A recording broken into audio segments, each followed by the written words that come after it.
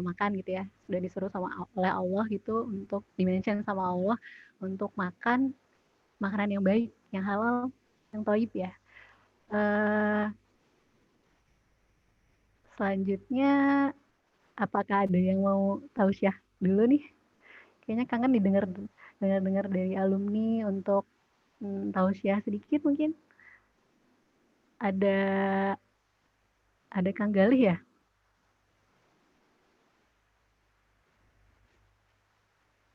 Assalamualaikum Kang Galih. Waalaikumsalam.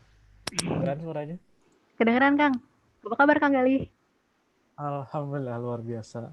Allahu Akbar. Selamat parah. Alhamdulillah. Kang, tausiah sebentar dong Kang, langsung ditodong nih. Oh, ditodong ya? Loh. Langsung ditodong ya Kang. Kasih kita sepatah dua patah nasihat. Oke. Bentar aja kali ya. 2 menit. Oh, nggak apa-apa Kang. 5 menit, 10 menit juga bebas. Oh, ya. Oke, Assalamualaikum warahmatullahi wabarakatuh. Waalaikumsalam Iya. warahmatullahi.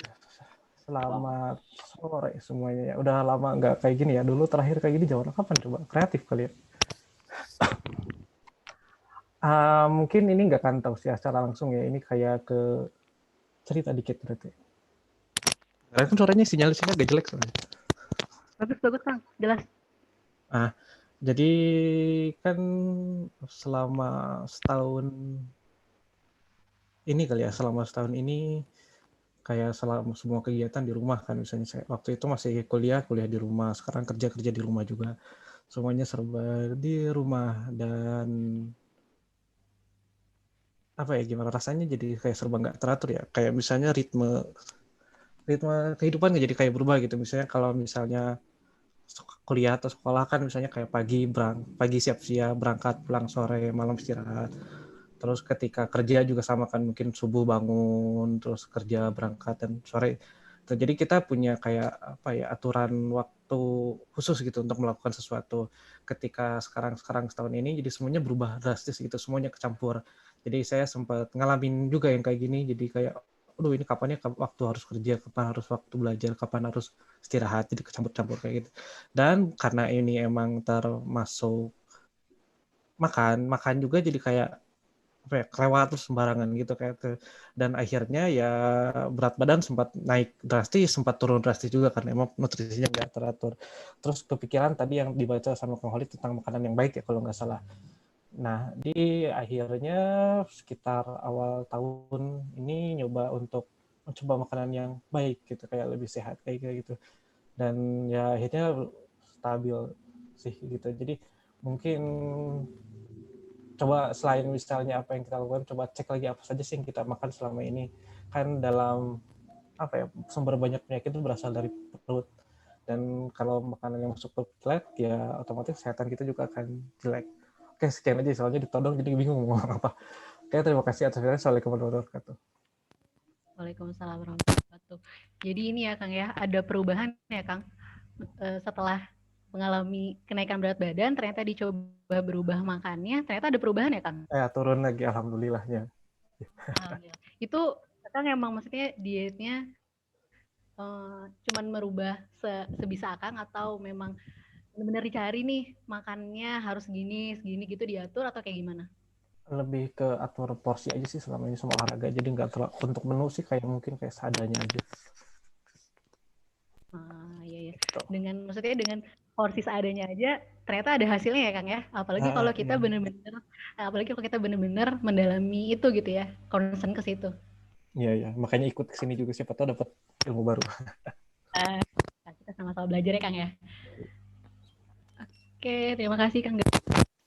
Sama-sama. Oke, hari ini kita akan diberikan penjelasan nih tentang pola makan yang bergizi dan seimbang oleh narasumber kita, yaitu yang tidak lain dan tidak bukan Teh Diani Zafira. GF Fatih ya, Teh GF Fatih 33.1 ya berarti. Ya, 33.1. Yang sekarang bertugas sebagai nutrisionis di UPTD Puskesmas Pamarican Kabupaten Ciamis. Kayak sebelum dimulai bisa ini ya buat teman-teman semua terkendala teknis bisa on kameranya. Kita sapa dulu Teh Diani. Ini kenapa nih Teh? Mati lampu ya Teh?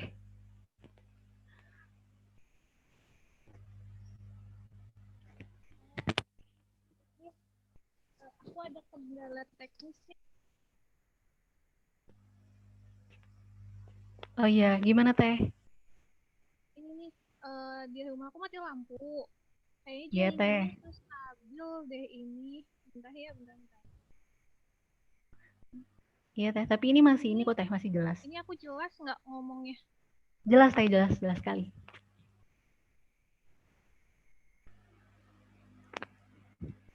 Jelas Teh. Iya udah. Iya Teh. Sehat kan Teh? Alhamdulillah sehat. Gimana Teh, udah vaksin? Udah. Sebagai nakes. Ya udah. Udah komplit ya Teh? Udah 2 kali. Yang pertama kemarin tanggal 1 Februari, terus yang keduanya tanggal 15. Alhamdulillah. Aman ya Teh, nggak ada efek apa-apa kan ya? Aman. Cuman kemarin paling buat aku sendiri ya efeknya selain pegel di tempat yang lengan yang disuntiknya, sama ngantuk. Soalnya itu udah ngantuk banget. Kalau Nisa itu gimana? Yang pertama. Sama sih Teh, paling itu ya, yang efek paling sering kerasa adalah pegel di sekitar yang habis disuntiknya itu, sama ngantuknya aja. Tapi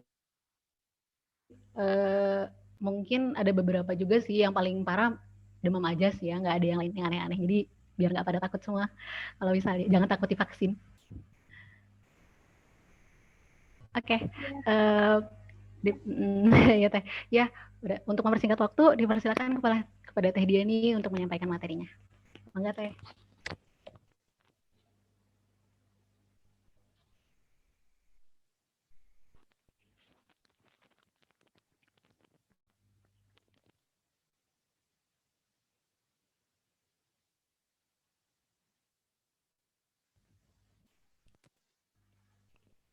Iya Teh.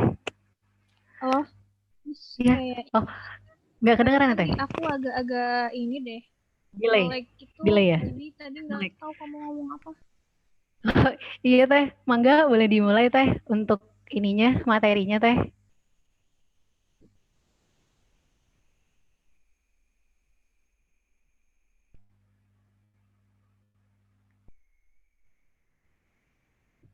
Halo Teh, ini kayaknya dari Teh Dianinya ya?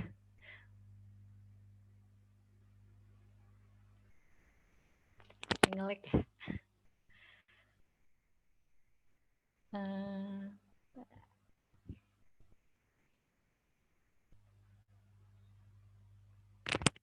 Halo Teh. Ini kayaknya dari Teh Dianinya ya. Oh iya, buat teman-teman semua juga, pertambahan COVID per kemarin ya, per tanggal 26 Februari itu sehari ada penambahan 8.232 ya per 26 Februari. Berarti ini memperlihatkan bahwa ya masih tinggi gitu, angka penyebarannya masih tinggi. Sehari aja masih 8.232 dan jumlah kasusnya udah sampai 1.322.866. Ini angka yang sepertinya belum landai-landai juga gitu loh teman-teman. Ya di sini ikhtiarnya adalah ya vaksin itu yang pertama. Memang belum semua kalangan bisa ya untuk divaksin. Tapi ya himbauan untuk teman-teman semua jangan takut untuk divaksin. Apalagi sekarang juga udah bisa untuk ibu hamil, ibu yang menyusui ya, dan juga lansia. Nah udah balik lagi nih. Udah balik lagi ya Teh? Udah, ini tapi masih mati lampu, jadi ya begini ya keadaannya. Maaf ya. Iya Teh, nggak apa-apa Teh. Mangga Teh. Aku nggak punya lampu emergency lagi. Udahlah pakai apa aja. Oke, tadi kamu lagi bahas apa? Vaksin ya? Iya Teh, bahas vaksin sama angka aktif di angka ini, angka ya yang positif tuh per kemarin, per 26 Februari itu sampai 8.232 per harinya. Dan jumlah kasusnya sekarang udah 1.322.866. Jadi angka penyebarannya masih tinggi, belum landai-landai kurvanya.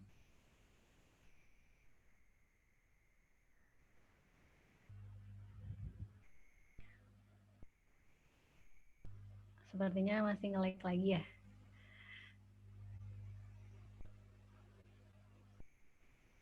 Oke, jadi buat teman-teman semua, hari ini pasti lebih banyak bahasnya tentang ini ya, pola makan yang bergizi dan seimbang. Karena ya salah satu faktor untuk menjaga kesehatan dan imunitas ya dari faktor makanan, apa yang kita makan itu tuh sangat berpengaruh kepada imunitas kita. Dan kenapa nanti pasti akan dijelaskan nih sama Teh Diani kenapa harus seimbang sih gitu. Apa sih yang disebut?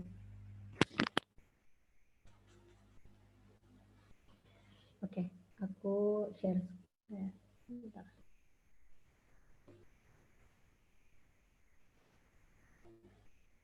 Ya.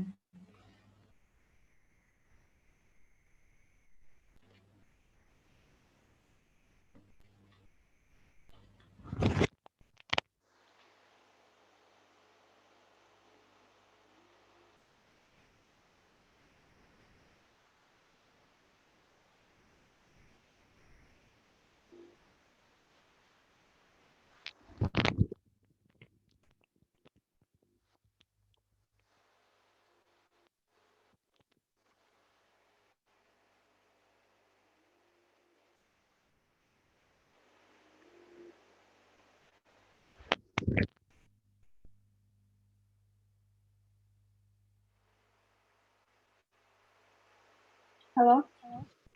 Iya, Teh.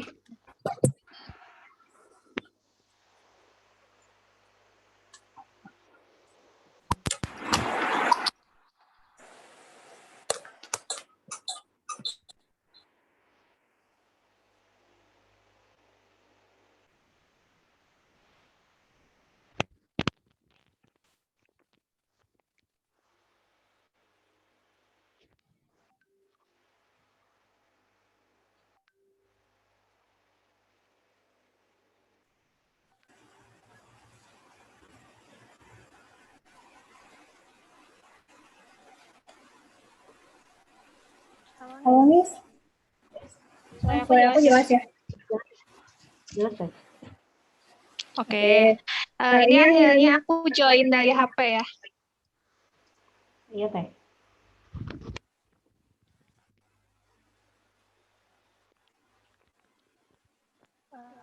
Oke, Assalamualaikum warahmatullahi wabarakatuh. Waalaikumsalam warahmatullahi wabarakatuh.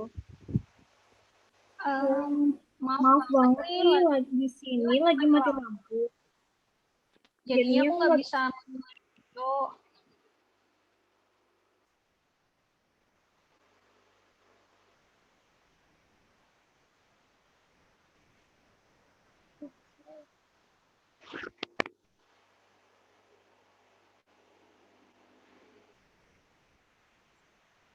Halo? Udah ya? Iya, udah. Udah, bentar. Tadi ternyata aku lupa nge-close yang di laptopnya. Oke. Perkenalan dulu ya.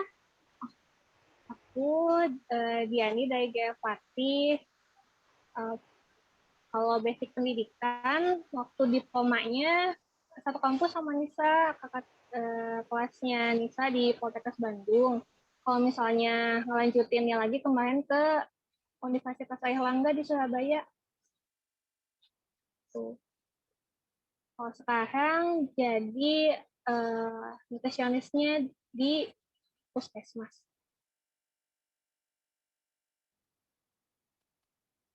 Oke. Ini jadi yang share screen dari Kang Holid ya?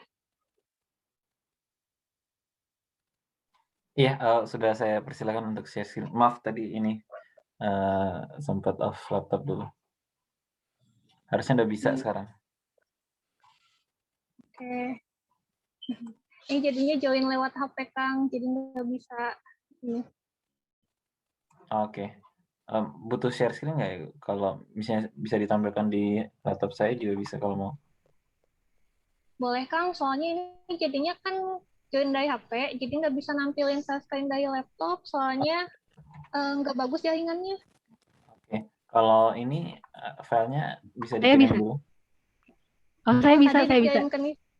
Saya aja, Kang. Oke, siap. Kalau gitu langsung aja dari Anissa. Ya, udah kebuka ya? Oke, Ya, udah harusnya udah lagi bisa share. start. Coba aja. Udah ada belum? Lagi loading nih. Sudah bisa. Ya.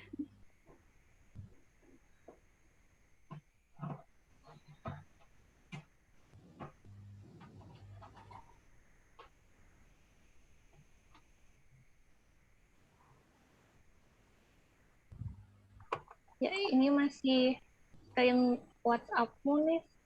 WhatsApp ya? Iya.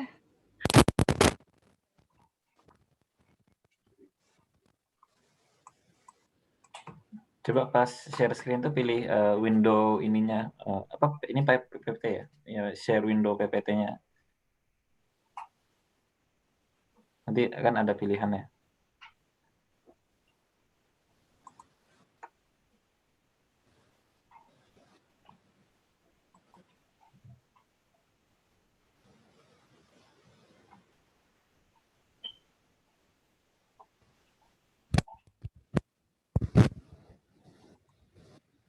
Oke, sudah.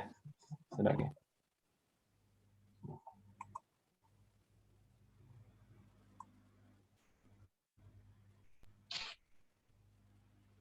Oke, jadi bisa dimulai ya.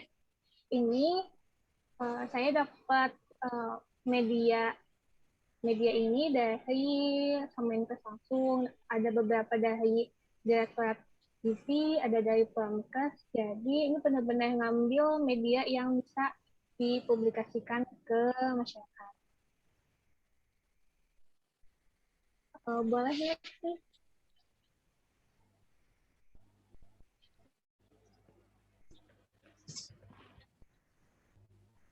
Iya, jadi kalau misalnya untuk mencegah penularan COVID ini, salah satunya bisa melalui makanan-makanan sehat. Contohnya, makanan yang kita makan nggak semua ya udah kita makan, tapi kan harus lihat lagi nih berkualitas apa enggak, dari segi halal apa enggak gitu. Tapi kalau misalnya sekarang ini bakal jelasin yang lebih tentang kualitasnya sih kayak gitu. Nah di situ juga ada tulisan kalau misalnya sebelum makan itu cuci tangan. Tapi kalau misalnya teman-teman di sini udah pada tahu langkah-langkah cuci tangan yang baik dan benar kan ya, soalnya dari tahun kemarin tuh kayaknya di berbagai macam sosial media kayaknya mulai banyak yang bikin video lah atau berbagai macam media yang dibagikan pada masyarakat. Nah untuk selanjutnya ada olahraga rutin. Kalau kemarin sih sebenarnya pas awal pandemi banyak banget nih teman-teman di luar teman-teman gizi ya, teman-teman yang lain banyak yang ngeluhin ini berat badannya naik, ada yang melonjak banget, ada yang bahkan tahun kemarin tuh melonjaknya ada yang lebih dari 5 kilo, atau ada juga yang malah turun berat badannya macam-macam. Soalnya pandemi ini bikin pola makan tuh benar-benar nggak seimbang, soalnya kehidupan yang sebelumnya teratur sekarang jadi benar-benar macam-macam deh jadinya, apalagi kalau misalnya di rumah terus yang biasanya berangkat kerja atau kuliah dengan segala keteraturan dan berpola lainnya tiba-tiba harus berubah dengan beda banget gitu. Jadinya kan berpengaruh juga ke pola makan, ke aktivitas fisik juga, termasuk ke olahraga. Mungkin yang tadinya biasa olahraga apa ya, yang di luar ruangan, sekarang harus ya udah dalam ruangan aja workout, atau mungkin kalau misalnya tahun lalu ya aku jadinya workoutnya tuh ngeliat gerakan-gerakan dari YouTube aja di rumah tuh. Tapi kalau misalnya kemarin kan sempat bingung juga tuh olahraga pakai sepeda. Setidaknya kalau sekarang walaupun masih ada yang kerja di rumah aja, bisa setidaknya minimal sekali olahraga itu 30 menit. Kalau bisa nanti dicoba deh pelan-pelan, soalnya emang mengubah kebiasaan kan gampang ya, jadi dicoba dulu. Misal awalnya 15 menit, jadi 20 menit, terus seminggu tuh kalau bisa antara 3 kalian, tapi kalau misalnya itu dimulai dari satu kali dulu, satu kali seminggu atau 2 kali seminggu. Dan selanjutnya adalah makan makanan yang bergizi. Next.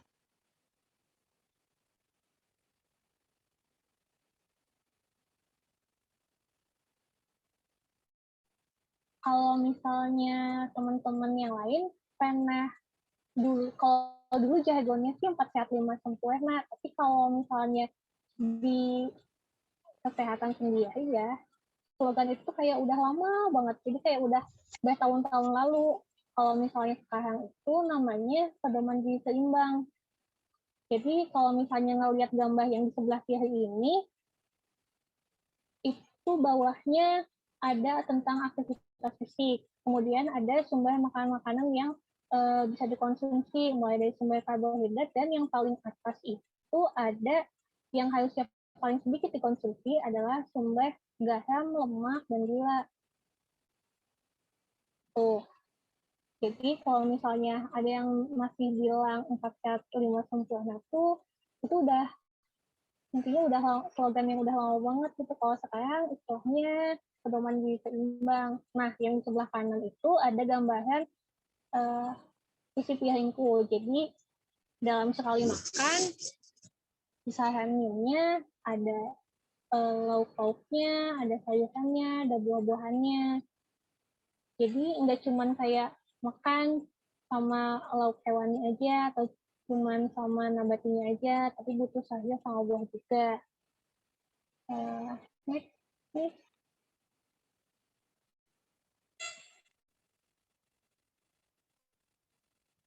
Nah, tadi kan udah sempat disebut juga di awal, kalau misalnya untuk mencegah penularan COVID ini bisa dengan makanan-makanan yang seimbang.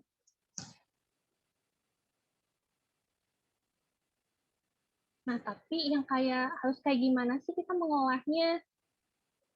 Kalau misalnya teman-teman kebanyakan, kalau misalnya masak sendiri, kayak harus diperhatiin lagi nih, misalnya sayur buah itu harus dicuci dulu, terus kayak misalnya dibersihin dulu, kayak gitu. Soalnya kan nggak tahu nih ada apa aja sih, ya bakteri ataupun kotoran yang ada di sayuran itu. Jadi tetap harus dicuci, dibersihkan dulu, terus kemudian usahain makanan yang kita makan tuh makanan yang dimasak dengan matang. Jadi sebenarnya untuk sayuran ataupun yang mentah untuk sekarang kayaknya jangan, usahain dikurangin dulu deh, kalau bisa nggak dulu, soalnya pertama itu untuk mencegah penularan COVID-19 ini. Kemudian tadi juga sudah sempat dibahas kan untuk menghindari gula, garam, dan lemak. Kenapa? Soalnya nanti bakal ngaruh juga ke berat badan. Kalau misalnya idealnya gula itu dimakannya maksimalnya sekitar 4 sendok makan sehari. Jadi kalau misalnya teman-teman yang emang sering minum minuman manis atau misalnya makan makanan manis, perlu diperhatiin juga, soalnya nanti bakal ngaruh juga ke resiko penyakit tidak menular. Contohnya misal kayak obesitas atau misalnya sakit diabetes. Jadi kalau udah dijaga keseimbangannya, semoga kedepannya bisa berpola hidup sehat dan terhindar dari beberapa penyakit yang tidak menular itu. Next.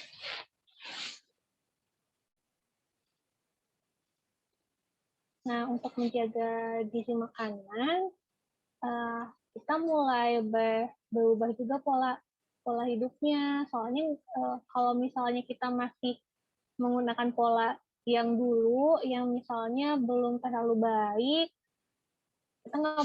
kita nggak tahu nih itu bakal apa ya namanya, ke kitanya, ditambah dengan masa pandemi, jadinya bakal berpengaruh ke arah yang buruk atau enggak ya. Tapi kalau misalnya sekarang diusahain ke arah pola yang lebih baik lagi. Nah, ini yang pertama, ada konsumsi makanan bergizi dan seimbang. Seimbang di sini, kalau misalnya diukur jumlahnya mungkin agak ribet ya, soalnya kalau misalnya benar-benar harus berapa gramnya, mungkin nanti lama atau gimana. Tapi yang penting kalau sekarang ada sumber karbohidratnya, ada sumber proteinnya, bisa dari hewani atau misalnya dari nabati, kemudian ditambah sayur sama buah. Kalau bisa hampir setiap hari ada konsumsi itunya. Soalnya kalau misalnya sayur sama buah itu kan sumber vitamin sama mineral, jadi semoga aja bisa tercukupi dari situ. Kemudian tadi udah sempat dijelasin ya tentang pembatasan pemakaian gula, garam, dan lemak. Nah, yang selanjutnya ada konsumsi suplemen vitamin jika diperlukan.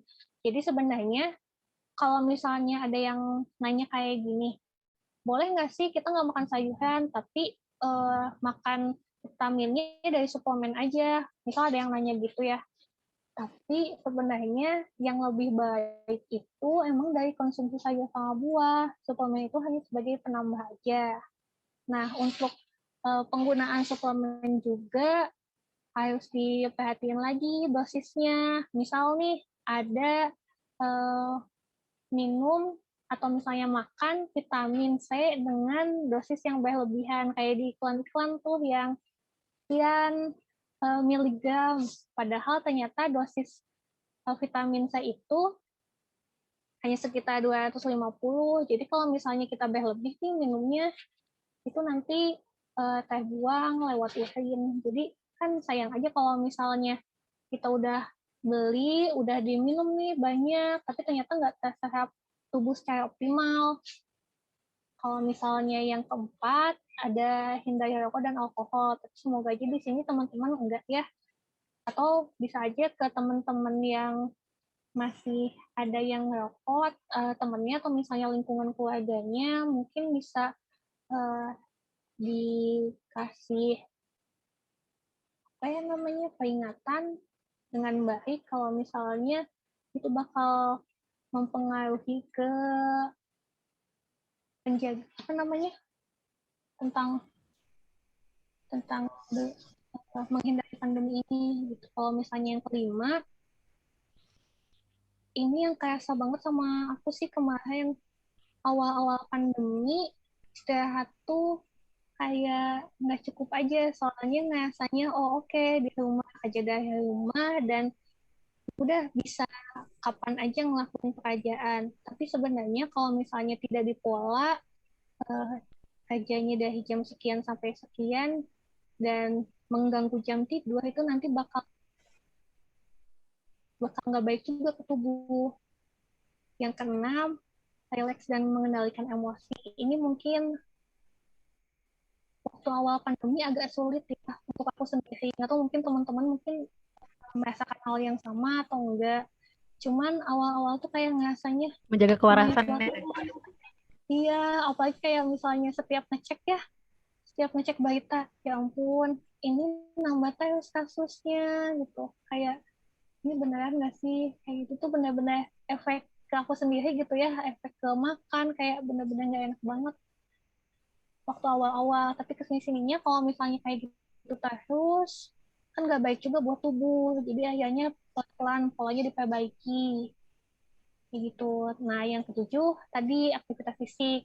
Kalau bisa dalam seminggu itu ada olahraganya. Misal masih belum rutin seminggu sekali, cobain dulu deh seminggu sekali. Ada misalnya kalau misalnya sekarang sih ya untuk teman-teman yang masih bekerjanya dari rumah, bisa aja nih olahraganya ngikutin gerakan-gerakan di YouTube kan banyak tuh. Setidaknya dari situ itu cukup. Yang penting kita ada olahraganya, ada geraknya, ada aktivitas fisiknya.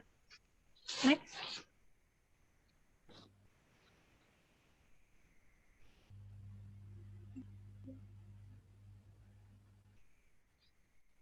Nah, yang selanjutnya ini ada tentang keamanan pangan. Soalnya hygiene dan sanitasi makanan itu berpengaruh juga ke zat gizi yang bakal diserap sama tubuh.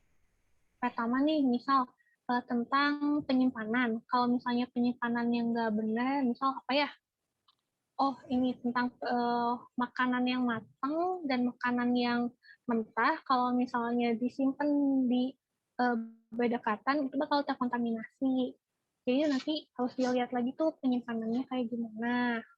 Tentang penggunaan talenan juga itu berpengaruh.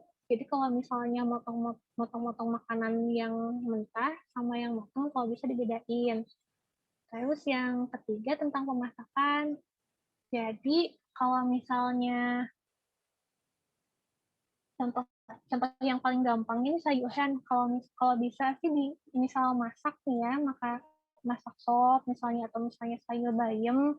Kalau bisa itu cara memasaknya ayahnya matang dulu, ayahnya ngegolak dulu, baru nanti dimasukin. Soalnya kalau misalnya kelamaan di dalam air dalam keadaan panas itu nanti vitaminnya kan larut aja tuh, jadi kita nggak keserap sama tubuh, jadi kayak sayang aja gitu makanannya, kayak nggak berkualitas. Kalau misalnya kita dari awal udah tahu kayak gitu kan setidaknya bisa diatasi dari awal gitu. Kalau misalnya yang keempat tadi tentang penyimpanan suhu tertentu. Jadi kalau misalnya di kulkas itu nggak semua makanan bisa disimpan di kulkas. Jadi ada beberapa bahan makanan lain yang memang hanya bisa disimpan di suhu ruang. Misalnya kayak pisang atau buah-buahan lain, ada yang emang nggak bisa disimpan di kulkas. Kayak gitu. Jadi harus dilihat lagi nih bahan makanan ini bisa nggak ya disimpan di sini atau misalnya di suhu kapan. Sama kalau bisa penggunaan air dalam memasaknya itu emang beneran yang bersih, terus menggunakan bahan-bahan yang aman. Next.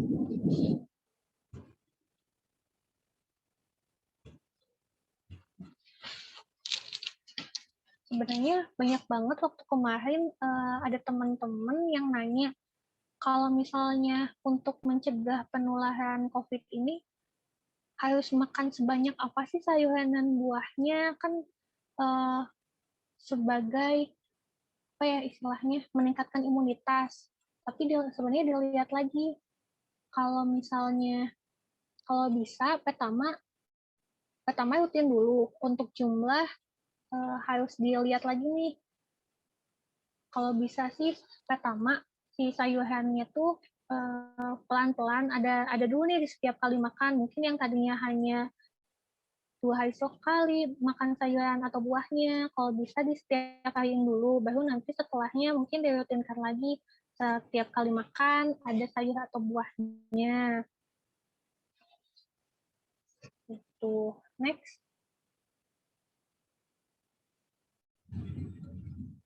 Ini tadi mungkin udah sempat dilihat di awal-awal, ada tentang istirahat yang cukup, olahraga.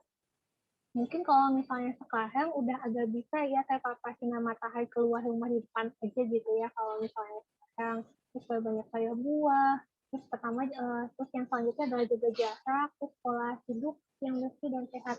Kalau misalnya teman-teman yang masih kerja dari office harus berpergian, harus dicek lagi penggunaan maskernya, terus selalu cuci tangan, bawa hand sanitizer. Tapi kalau bisa di setiap kita tempat pekerjaan itu cuci tangan, soalnya lebih baik cuci tangan menggunakan sabun dibanding hand sanitizer. Hand sanitizer itu lebih ke kalau misalnya nggak ada tempat cuci tangan nih kita siap sedia. Tapi kalau misalnya ada air dan sabun, lebih baik memilih itu. Next.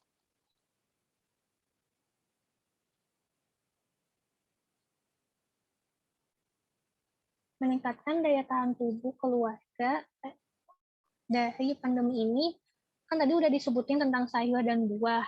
Nah, tentang kandungannya masing-masing, itu bisa meningkatkan imunitas. Soalnya di vitamin dan mineral itu kan ada antioksidan yang bisa memperkuat tubuh kita dari serangan virus-virus ini. Kalau misalnya apa jenis bahan makanan apa aja, sebenarnya ya ada gangguan.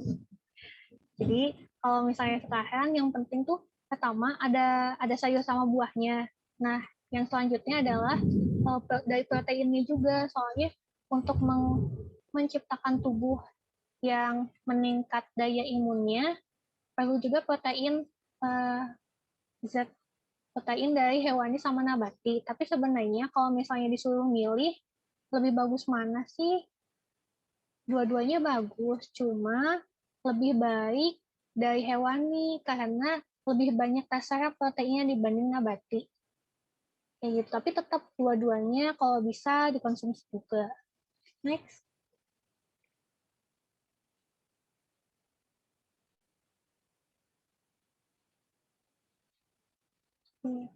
Kalau misalnya teman-teman sendiri udah pada tahu kan istilah IMT atau indeks massa tubuh atau misalnya bahasa Inggrisnya BMI. Itu bisa kita hitung sendiri dari berat badan sama tinggi badan. Kalau misalnya rutin nimbang berat badan, misal ada seminggu sekali, bisa tahu nih kita indeks massa tubuhnya berapa. Soalnya IMT itu bisa jadi salah satu deteksi yang paling cepat buat kita ngelihat kondisi kesehatan kita. Next.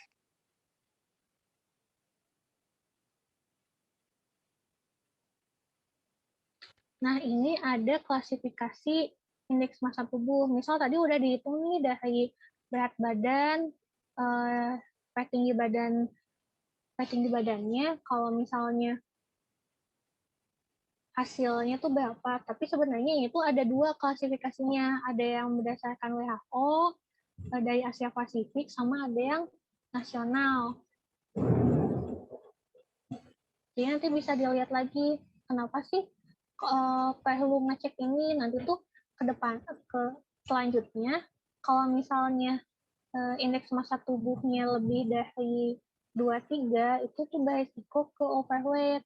Kalau misalnya mendekati misalnya udah mulai overweight atau obesitas, itu tuh nanti bakal beresiko ke penyakit tidak menular. Kayak yang tadi udah disebutin tentang ada obesitas yang nantinya bakal mempengaruhi ke kayak jantung misalnya, atau misal ke diabetes juga, atau resiko penyakit-penyakit lain yang disebabkan dari pengaturan atau pola hidup yang tidak baik atau kurang baik. Next. Oh iya, ini tuh berhubung kemarin bulan akhir Januari itu ada Hari Gizi Nasional. Jadi kalau tema kemarin itu ngomongin tentang remaja bebas anemia. Tapi sebenarnya anemia ini nggak hanya difokuskan di remaja aja. Mungkin kalau misalnya sekarang dimulai dari remaja yang berlanjut ke wanita usia subur. Jadi dari makanan ini, kalau misalnya buat teman-teman yang perempuan nih, kalau bisa perhatiin lagi makanannya. Terus kalau misalnya bisa juga setiap minggu itu ada konsumsi tablet tambah darah atau tablet FE, soalnya nanti banyak resiko yang ditimbulkan kalau misalnya terjadi anemia. Next.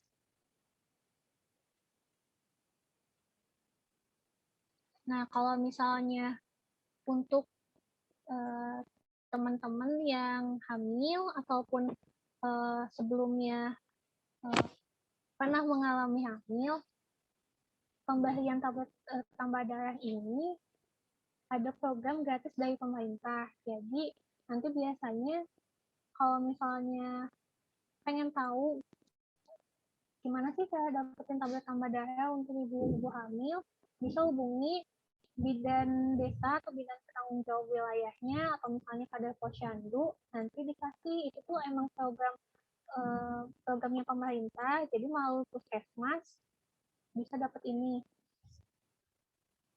Kalau misalnya untuk beberapa tahun ke belakang ini, anak-anak sekolah usia dari SMP dan SMA juga sebenarnya ada pemberian juga. Cuman untuk sekarang memang ada kendala, soalnya pemberian ini kan biasanya ke sekolah-sekolah, tapi ternyata anak-anak sekolahnya nggak bisa ke sekolah, tapi hanya dari rumah. Jadi emang agak terkendala untuk sekarang ini. Tapi kalau misalnya untuk ibu hamil bisa cari tahu pada posyandu yang di dekat rumahnya, ini nanti bisa didapetin dari puskesmas. Untuk selanjutnya, next. Nah, kalau kemarin, berarti bulan ini ya, bulan Februari ini, kalau dari program gizi itu ada bulan penimbangan. Jadi harusnya teman-teman yang punya anak balita dapat vitamin A. Vitamin A ini kalau sekarang mungkin bisa dibagiin per kompleks kalau misalnya posyandunya belum jalan. Tapi kalau misalnya pun belum, biasanya suka ada kadar posyandu yang keliling ke rumah kalau misalnya nggak ada pertemuan kayak di posyandu kayak gitu.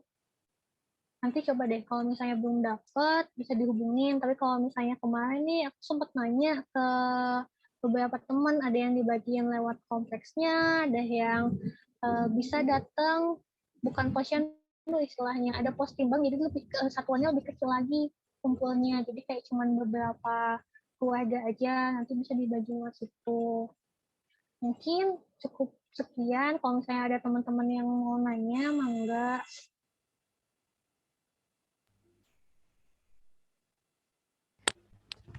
Wah, Masya Allah, banyak banget ya Teh.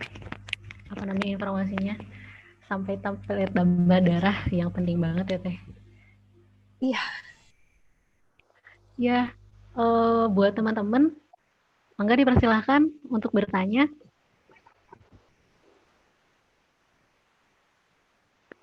Atau misalnya dari Nisa dulu deh. Kira-kira apa ya yang ada yang mau didiskusiin nggak? Kalau misalnya menurut Teteh nih ya, kan sekarang tidak dipungkiri ya bahwa penyintas COVID itu kan sekarang udah banyak banget ya. Malah kayaknya dengan circle-circle terdekat kita pun kayaknya udah ada yang terkena gitu ya. Nah, sebenarnya penggunaan suplemen menurut Teteh itu kayak gimana? Untuk sekarang, emang lebih baik ada penambahan suplemen, tapi itu hanya sebagai penambahan, tapi tetap juga harus konsumsi sayur buah.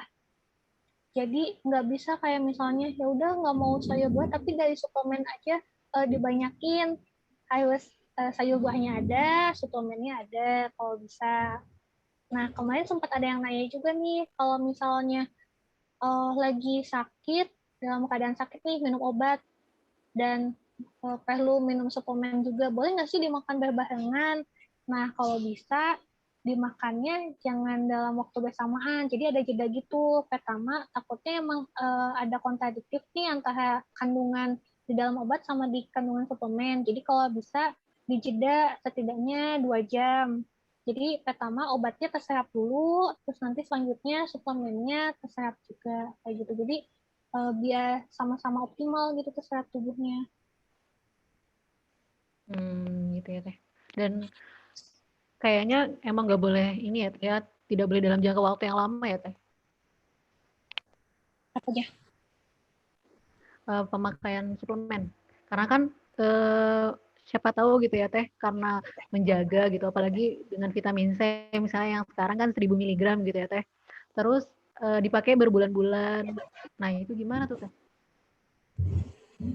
Kalau misalnya nggak berlebihan ya, kayaknya masih nggak apa-apa. Tapi kayak jadi tuh kita harus tahu dulu nih dosis untuk orang dewasa tuh berapa, terus misalnya buat anak berapa. Jadi bisa tahu yang harusnya dimakan tuh nggak berlebihan. Soalnya kan apapun yang berlebihan nggak baik ya. Jadi kalau misalnya ada salah satu minuman, mungkin teman-temannya udah pada tahu kan yang 1000 miligram dalam satu botol. Jadi itu tuh nggak bisa diminum sekaligus. Jadi kalaupun diminum sekaligus, sisanya kebuang gitu aja. Jadi kayak sayang aja nih kalaupun mau. Jadi dilihat lagi dosisnya, dan dosis vitamin C itu sekitar 250 miligram per hari. Iya, kalau dari itu ya Teh, tentang suplemen. Jadi perlu hati-hati juga ya Teh ya kalau penggunaan suplemen. Yang lebih pentingnya buah sama sayur ya Teh ya. Iya, sama sumber protein juga, terutama protein hewani. Oke, nah dari teman-teman yang lain, apakah ada pertanyaan? Ada Teh Dewi. Assalamualaikum Teh.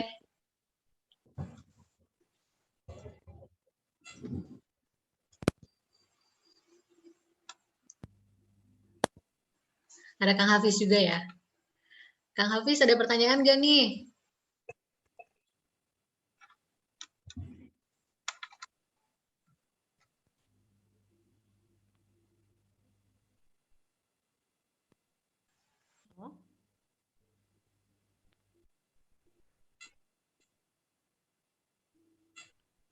Oh iya Teh.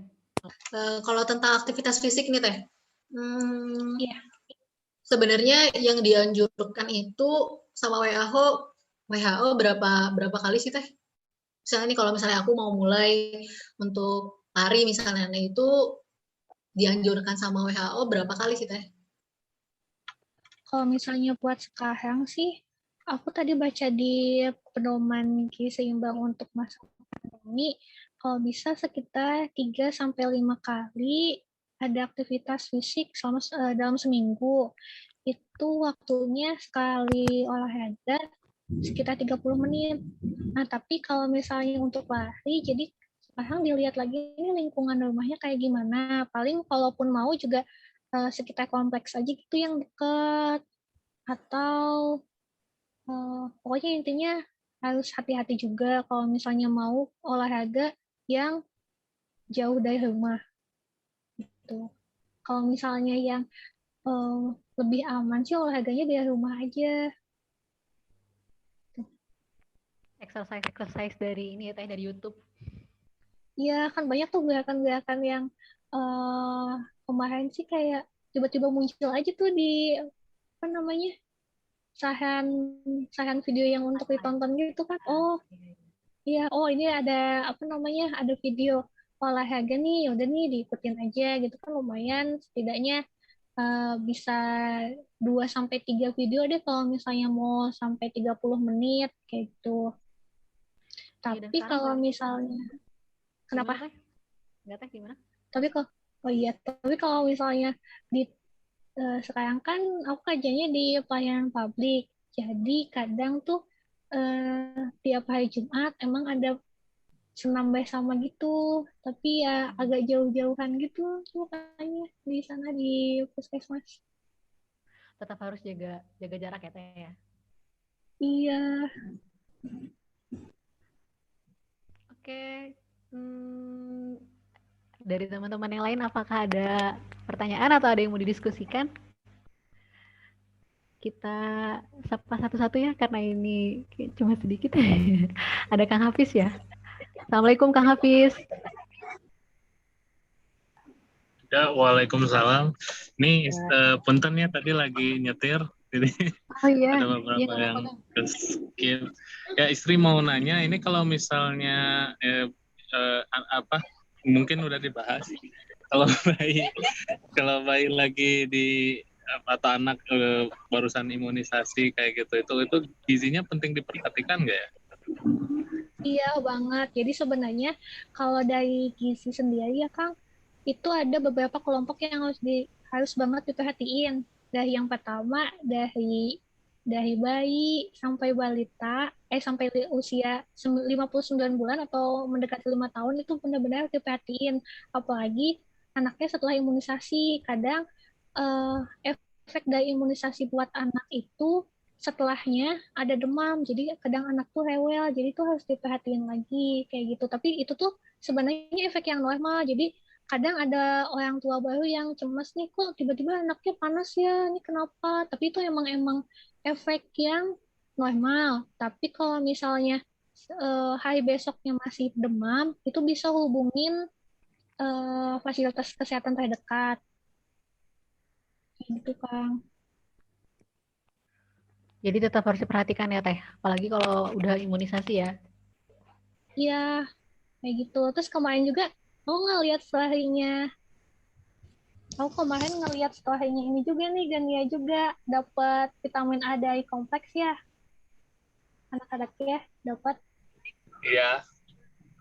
Iya, itu tuh emang program dari pemerintah juga, itu dibagiin melalui puskesmas, vitaminnya, habis itu dibagiin ke kadar posyandu yang berada di wilayah terdekat dari rumah gitu. Jadi kalau sebelumnya buat dapetin vitamin A itu kan harus ke posyandu. Nah kalau sekarang masing-masing wilayah tuh beda-beda. Kalau misalnya ada yang mulai posyandu bisa datang ke posyandu, tapi kebanyakan kan belum. Jadi bisa di apa namanya wilayah kayak kecil, misalnya kayak kompleks nih, kayak gitu dibagiin kayak gitu.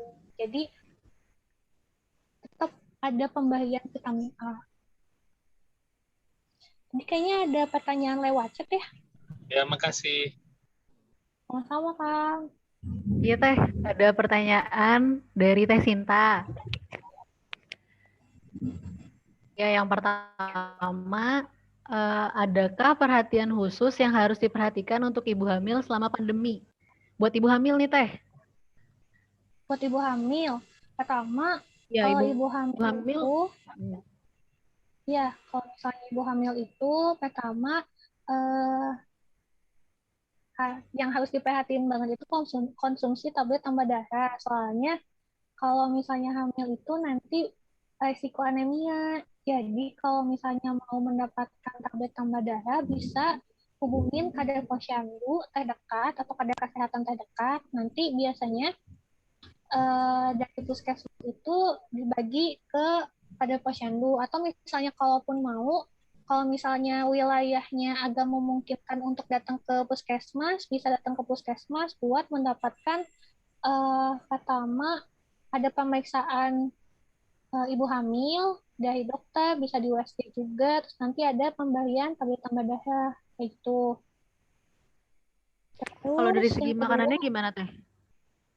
Dari makanannya juga perlu diperhatiin, soalnya apalagi ibu hamil itu gak cuma dianya aja kan yang makan, tapi nanti ada yang bertumbuh juga.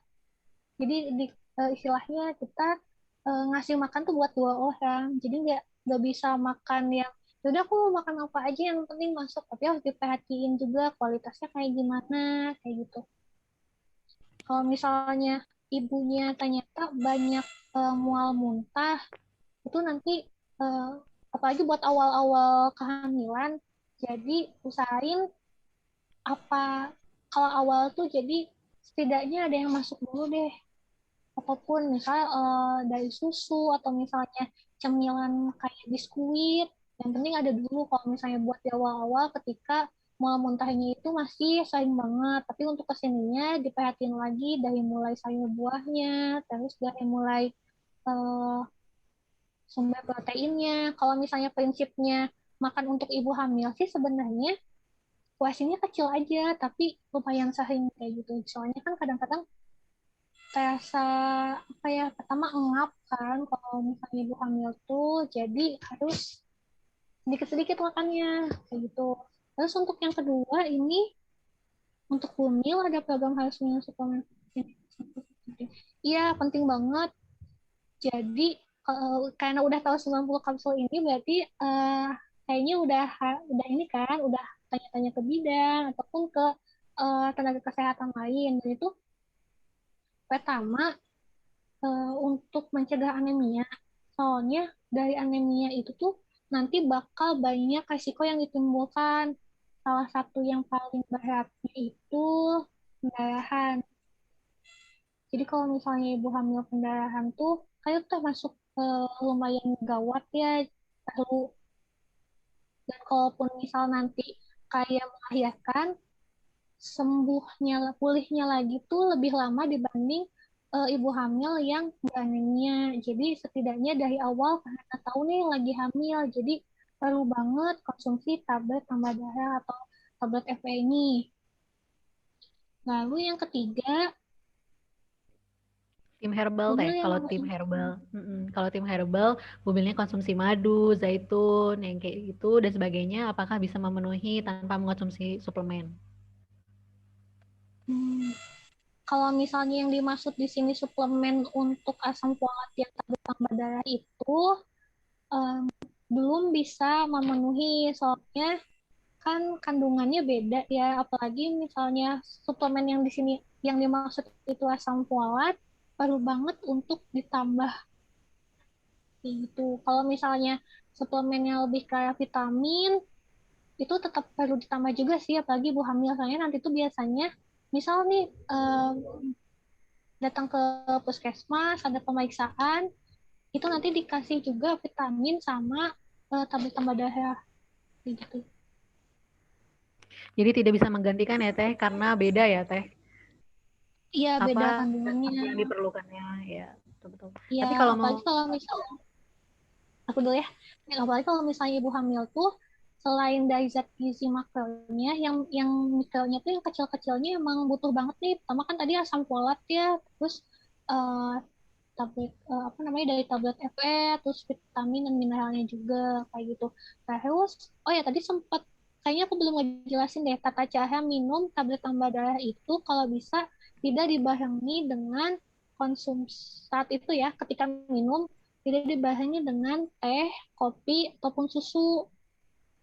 Jadi soalnya nanti bakal menghambat penyerapannya. Kalau misalnya bisa setelah minum tablet tambah darah itu konsumsi yang mengandung tinggi vitamin C. Jadi nanti penyerapannya juga lebih efektif. Gitu. Oke teh, jadi tapi kalau gitu gimana teh? Benar-benar aku motong dulu. Filenya di-share di sini aja atau di grup alumni?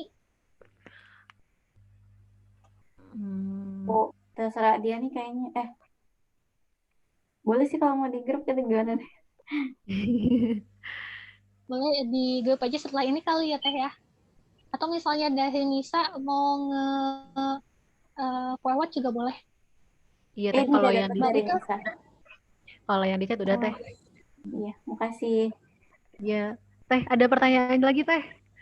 Iya nih, Balita boleh kopi nggak? Jangan boleh dulu nggak, teh? Kalau bisa ya. Jangan dulu, soalnya kalau misalnya minum kopi untuk anak itu usahain usianya udah mulai usia berapa ya? Usia sekolah deh setidaknya. Kalau masih balita tuh dianjurkan enggak ya. Soalnya dulu tuh pernah juga nih guru SMP kalau nggak salah. Waktu itu pernah cerita gini, anak ibu dulu waktu habis lahir dikasih kopi. Terus kayak aku awalnya shock gitu kan. Kok dikasih kopi? Ngapain? Emang gak kasihan? Emang anaknya udah bisa minum gitu kan? Nah, setelah belajar, pertama untuk anak usia 0 sampai 6 bulan, pertama kan emang ASI aja. Kemudian setelah 6 bulan itu ada istilahnya makanan pendamping ASI. Nah, di situ juga bertahap pemberiannya. Nah, apalagi pemberian kayak kopi, teh, kayak gitu untuk anak di bawah 1 tahun apalagi, dan terutama pokoknya di bawah 5 tahun kalau bisa jangan dulu dikasih kayak gitu. Soalnya nanti kita nggak tahu nih efeknya kayak gimana, dan emang tidak disarankan untuk pemberian kopi kayak gitu kan. Iya, karena banyak itu ya teh, mitos dan kepercayaan juga, katanya kalau misalnya baru lahir dikasih kopi itu nanti anaknya kalau demam nggak setep gitu. Iya, aku ya kan, waktu mendengar itu tuh kayak shock gitu. Emang bisa? Itu siapa sih yang menyebarkan kayak gitu? Kayak gitu deh jadinya. Iya bener. kayak masih banyak ini ya, masih banyak mitos-mitos yang dipercaya, kayak udah lahirin nggak boleh makan ikan gitu kan. Padahal itu yang dibutuhin ya saya buat penyembuhan luka kan. Iya, iya biar cepat pulih kembali gitu ya.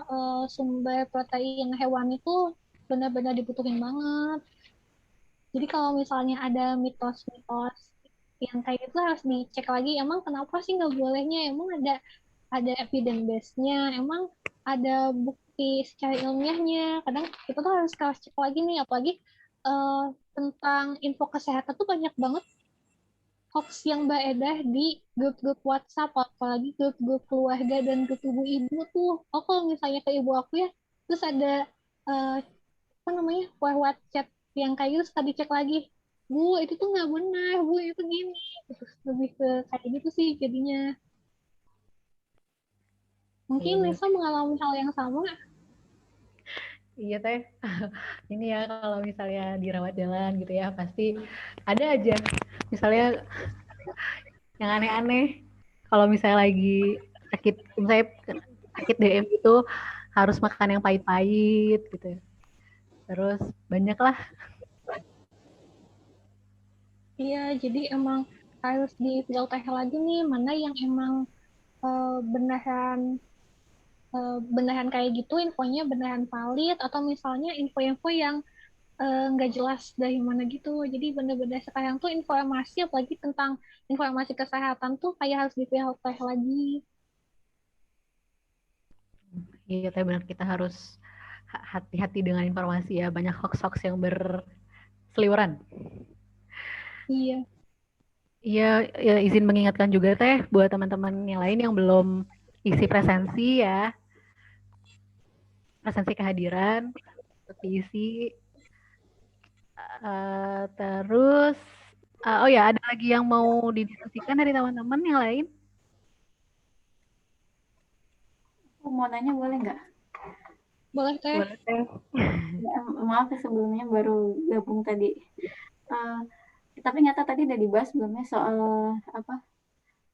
Yang kan sekarang tuh lagi ada beberapa kayak tren-tren herbal, terus kayak yang maaf ya kayak saya GSR kayak gitu-gitu. Nah itu sebenarnya gimana sih kalau dari segi gizi sendiri gitu? Keseimbangan gizi sendiri. Apakah emang udah seimbang atau misalnya tepat untuk diikuti atau gimana gitu? Itu contoh herbalnya yang kayak gimana teh? Contohnya kayak yang mungkin banyak dikenal kayak GSR gitu kali ya, yang kayak apa namanya apa sih? Aku nggak terlalu ini sih, nggak terlalu ngikutin juga sih kayak apa ya? Nisa mungkin ada pernah tahu itu? Iya, ngikutin sedikit sih teh. Kayak ini ya, yang saya tahu sih rutin rimpang ya, terus minum air kelapa, terus pasti mengurangi nasi gitu kan. Ya, terus kayak tepung-tepungan gitu sama sekali dihindari kayak gitu. Kalau misalnya dari aku sendiri ya teh ya lebih sering menyarankan kepada orang-orang itu gizi seimbang. Jadi harus dilihat lagi nih, misal pengaturan makan setiap orang tuh kalau misalnya dia ada sakit gitu ya nggak bisa disamain dengan sakit yang sama di orang yang berbeda. Soalnya kan kebutuhan makannya dia juga beda. Terus nanti dilihat lagi kayak gitu. Terus kalaupun misal tadi ada yang bilang untuk minum ini, makan ini, untuk menghindari ini, nanti bisa dilihat lagi kandungannya teh. Kalau misalnya dia emang bukan tipe, misal tadi ya contohnya yang tepung-tepungan.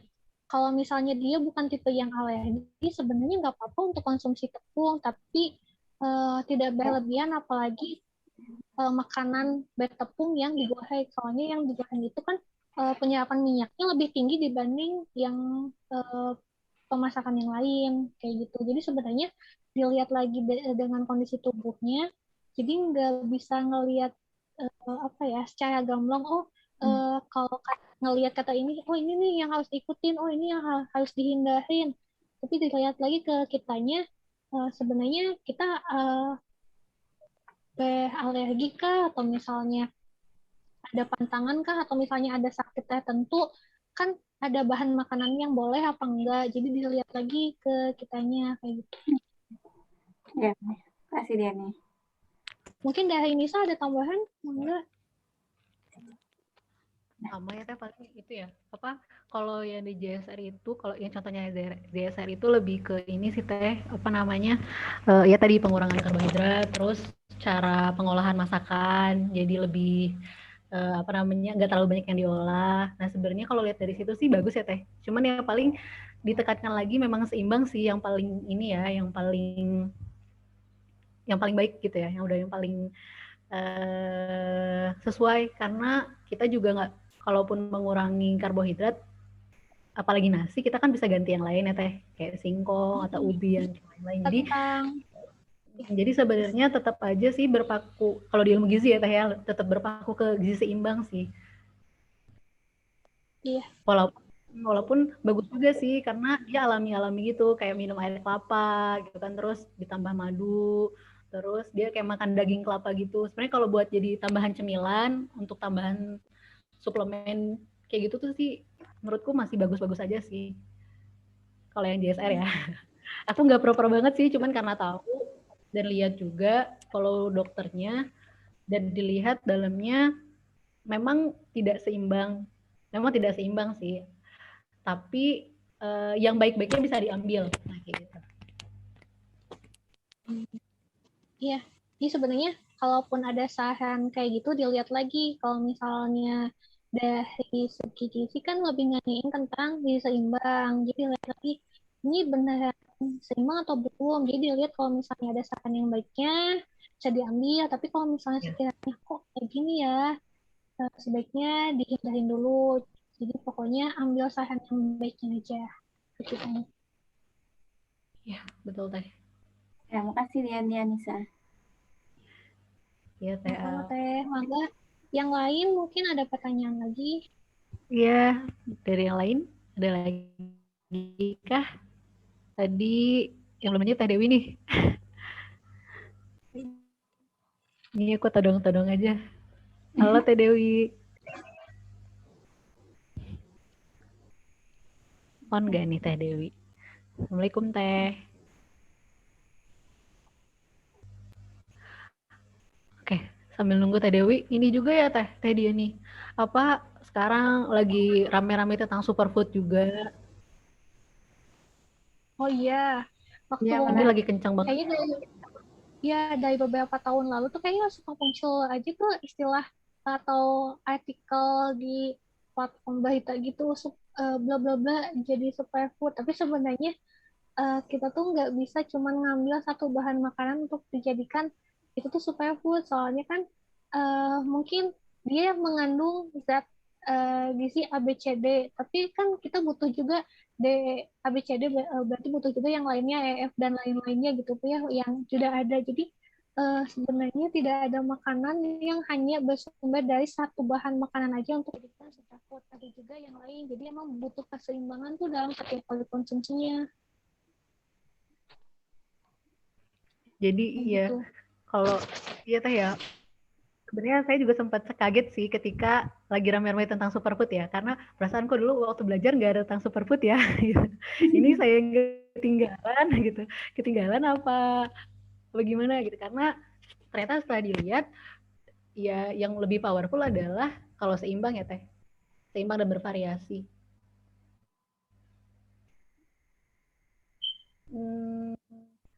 Sepertinya kita foto dulu apa ya? Boleh. Kita foto dulu. Buka. Bisa on kamera kah teman-teman yang lain? Sama ada bisa ini nggak bisa? Ada. Ya print screen aja ya. Bisa capture nggak? Bisa Teh, bisa di capture. Oke. Siap-siap ya semuanya. Kamera ya, on kamera. Oke. Dianinya mana? Gimana? Teh Diani? Oh iya, Teh Diani kok nggak ada sih? Terus ya. Wih, Kang Hafiz, mana Teh Diani Teh? Kang? Lagi ke klinik bentar. Iya. Ini yang keberapa anak yang? Ini kedua ini. Ini anak yang keempat.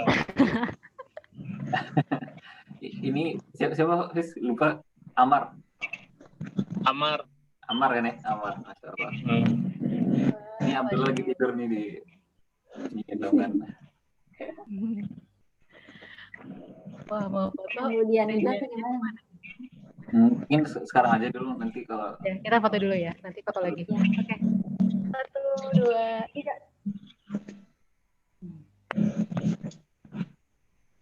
Lagi ya. Yang lain pada nggak bisa. Pada nggak bisa. Oke. 1, 2, 3.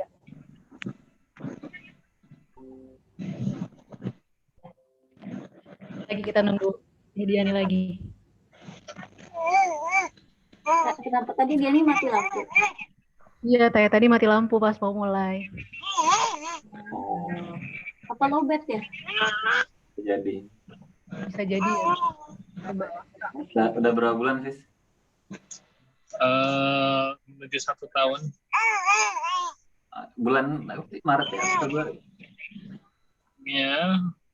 Iya tuh. Tanyanya. Mirip ibunya banget ya. Udah bisa jalan berarti ya? Udah. Nah, tadi ini udah balik lagi ya? Foto lagi.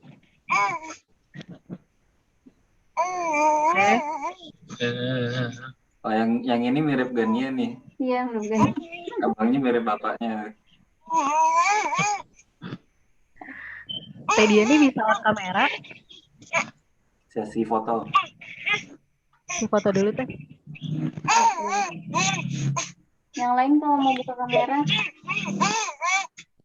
Fahma, Galis, Sinta,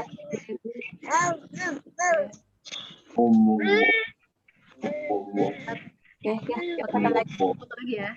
1, 2, 3.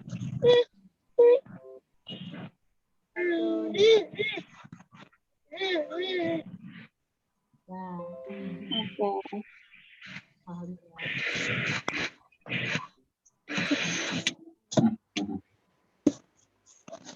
Ada lagi nggak Teh yang mau didiskusikan? Yang sudah setengah 11. Teh Fahma baru gabung ya. Assalamualaikum Teh Fahma. Waalaikumsalam. Maaf ya baru gabung. Tadi ada kegiatan, dikira malam ya, lupa lihat jadwalnya. Oh, buat Teh. Iya Teh, hari ini sore. Iya, lagi nyoba sore. Iya, makasih ya baru gabung. Gimana Teh? Sehat Teh? Alhamdulillah sehat. Alhamdulillah wasyukurillah. Kalau semuanya Pak Tona?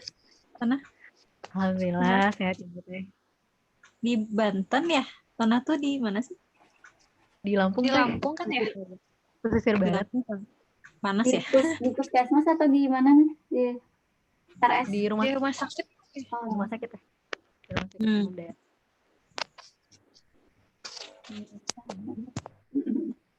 Sekali kita kumpul. Iya nih, tadi kan udah bahas ya Teh tentang kalau di puskesmas gitu banyak juga Teh, maksudnya COVID kayak gitu. Di wilayah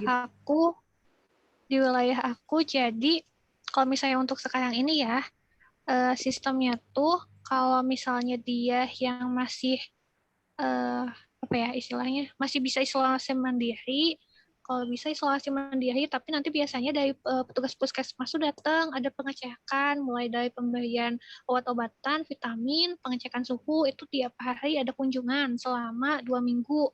Nanti jadi selama 2 minggu itu diobservasi tuh kayak gimana. Tapi ada juga yang memang perlu dirujuk.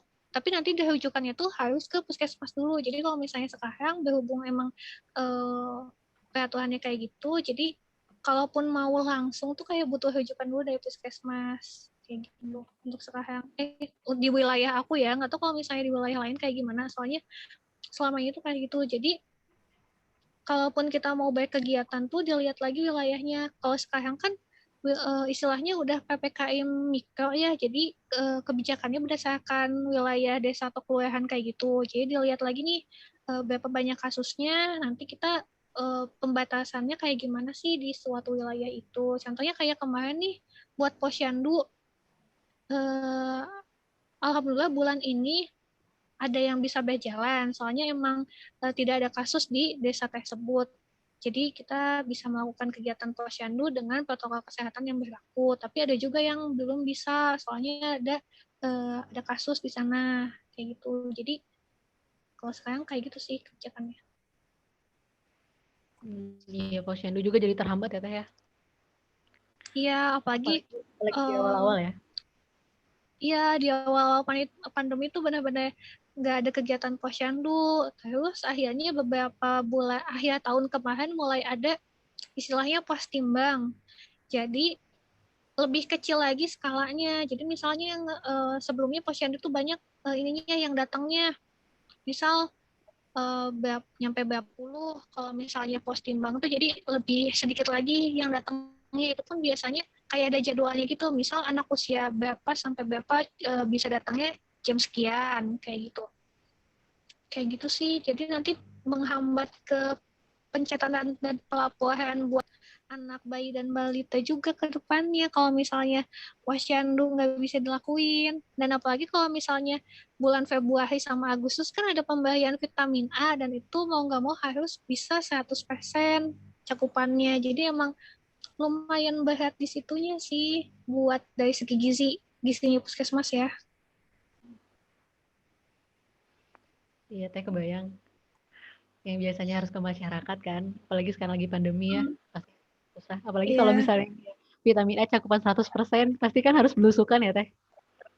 Iya, jadi kayak mau nggak mau nih, apalagi ke wilayah yang jauh, ya udah mau nggak mau didatengin aja, apalagi bawa bekal APD yang lengkap. Soalnya kan nggak tahu nih di masyarakat kayak gimana, jadi tetap pakai APD juga. Lumayan apa ya? Dengan adanya pandemi itu pertama panas, terus yang kedua pengen kayak normal lagi aja lah biar mau ke posyandu tuh nggak harus pakai APD yang seribet itu, yang sepanas itu gitu. Apalagi kalau misalnya pagi ke siang gitu kan lumayan ya panas gitu. Kalau misalnya di ruangan aja sih agak mending ya, tapi kan ini harus ke beberapa wilayah untuk bisa mencapai sekian gitu ya pencapaiannya. Itu sih. Ya, subhanallah Teh, semoga dimudahkan ya Teh, dan semoga pandemi ini segera berakhir. Amin.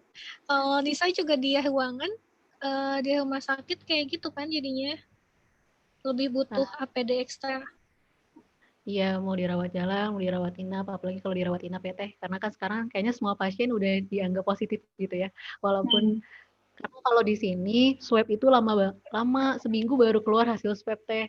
Jadi kan kalau misalnya udah dirawat inap, hasilnya seminggu kan kita nggak tahu ya dia benar positif atau enggak. Jadi sekarang semua pasien kita anggap positif gitu. Jadi harus hati-hati, APD-nya harus lengkap gitu. Jadi pengalaman. Ada Teh Dewi ya. Assalamualaikum Teh Dewi.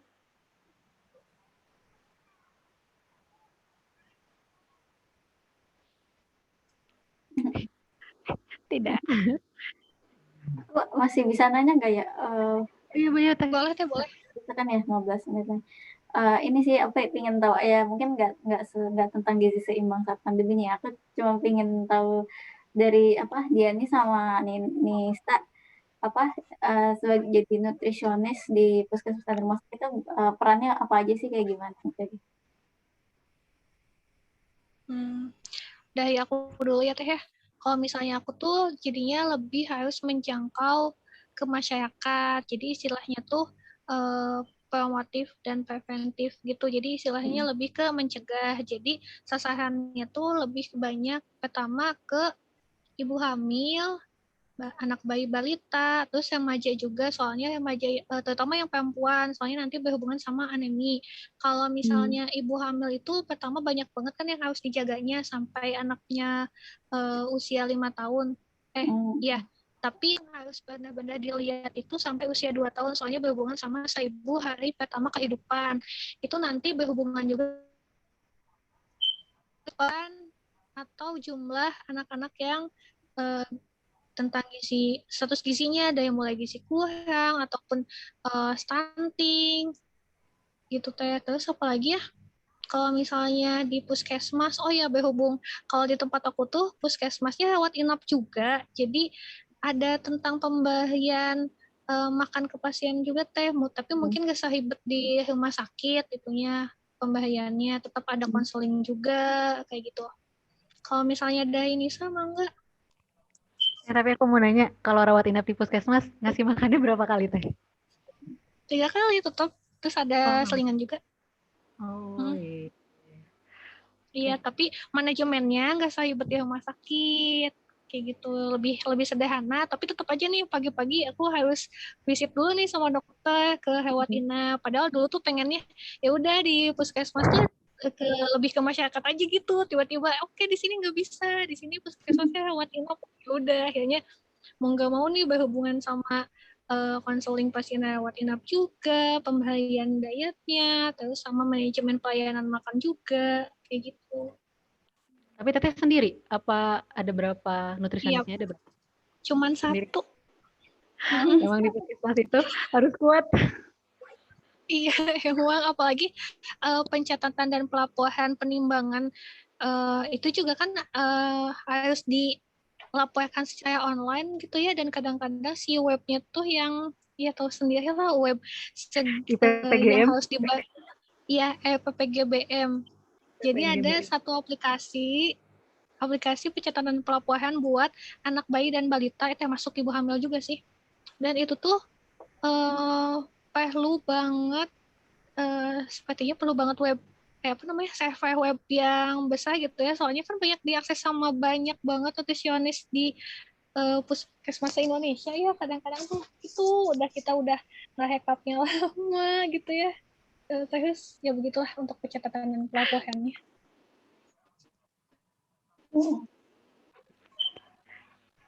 Ya teh, kebayang teh. Kalau misalnya Nisa di rumah sakit, kalau di rumah sakit itu asuhan gizinya ada 3 teh, ada di rawat jalan, ada di rawat inap, sama kita MSPM atau manajemen makanan rumah sakit, manajemen produksi makanannya di rumah sakit. Nah kalau di rawat jalan, kalau misalnya ada dari dokter spesialis, ada minta untuk konsul, biasanya dia dirujuk dari dokter spesialis ke ahli gizi untuk dirawat jalan. Itu konseling aja. Terus kalau dirawat inap, ya kalau misalnya ada pasien dirawat inap, ya kita asuhan gizi, adime, ya. Itu ya asuhan gizi kayak asuhan keperawatan kayak gitu. Ada kalau misalnya buat ahli gizi adime namanya. Nah itu kita gali data, terus nanti kita kasih konseling juga, makannya harus dihabisin lah makannya di rumah sakit, terus nanti kita konsul sama dokter spesialisnya, nanti makannya mau bentuknya seperti apa, terus nanti kita kasih kasih saran, kalau misalnya dengan penyakit ini, dietnya ini, terus berapa kalorinya di situ, terus udah gitu di bagian produksi manajemen produksi makanannya, kalau di rumah sakit saya karena masih rumah sakitnya kecil, masih tipe D, jadi masih ahli gizinya yang belanja, teh kan harusnya rekanan ya teh. Kalau di sini masih ahli gizinya yang belanja, karena pasiennya masih belum terlalu banyak, dan bingung juga kalau mau rekanan kan teh, masa misalnya cuma beli wortel sekilo kayak gitu ya. Jadi karena masih belum banyak, akhirnya ahli gizinya yang belanja.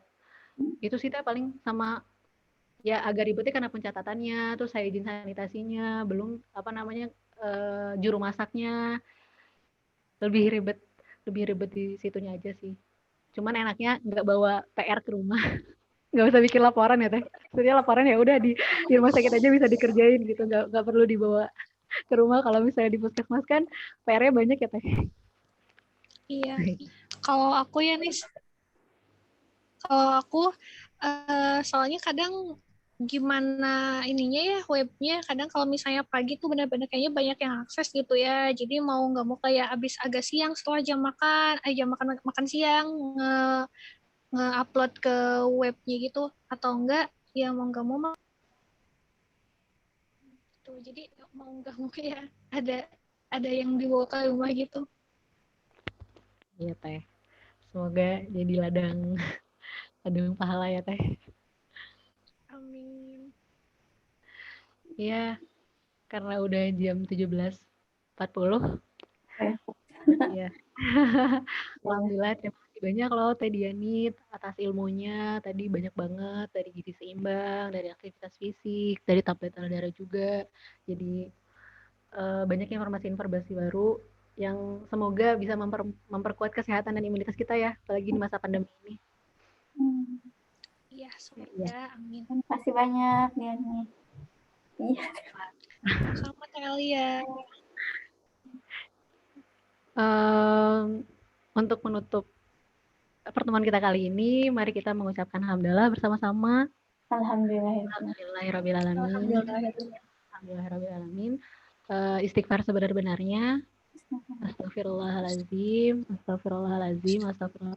dan doa kifaratul majlis. Subhanallah wa bihamdika, asyhadu an la ilaha illa anta, astaghfiruka wa atubu ilaik. Terima kasih semuanya. Assalamualaikum warahmatullahi wabarakatuh. Terus Kang Robi baru masuk. Tapi ini ada YouTube ya kok di. Nggak apa-apa kan Diani sama Nisa di share di YouTube ini nggak apa-apa. Kita foto dulu. Oh mau foto lagi? Boleh. Boleh foto lagi ya. Ayo foto lagi yuk. Iya. Teh Fahma mau on kamera nggak? Oke. Sama ini ada Kang Robi ya. Kang Robi baru masuk. Oh. Kita foto dulu. Bentar. Assalamualaikum Kang Robi. Iya, Robi Farid. Maaf, ini backsound-nya lagi ada acara di masjid sebelah. Oh iya, nggak apa-apa. Oh iya, nggak apa-apa. Oke, sudah. Kita foto dulu ya. 1, 2, 3. 1, 2, 3. Udah banyak Teh. Kasih. Kang Khalid jadi background. Iya. Terima kasih Teteh. Senang sekali bisa ketemu walaupun cuma online. Iya, benar-benar alhamdulillah. Ya, makasih Tona. Makasih ya Nisa, Diani semuanya. Assalamualaikum. Salam, kasih Dewi, kasih Fahma, kasih Robi. Udah ya. Assalamualaikum. Salam. Aku N ya.